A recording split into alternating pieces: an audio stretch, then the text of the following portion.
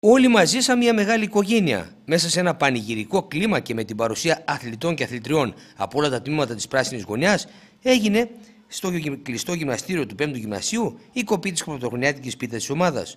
Ο πρόεδρος του Σωματείου, που αριθμεί περισσότερα από 300 ενεργά μέλη και διατηρεί ακαδημίες, γυναικείο κεντρικό τμήμα, κ. Σάκης Τζατζάς, ευχήθηκε καλή χρονιά σε όλους, επιτυχίες στα πρωταθλήματα που συμμετέχει κάθε τμήμα και κυρίως υγεία, έτσι ώστε και την επόμενη χρονιά να είναι όλοι παρόντες στην ίδια εκδήλωση.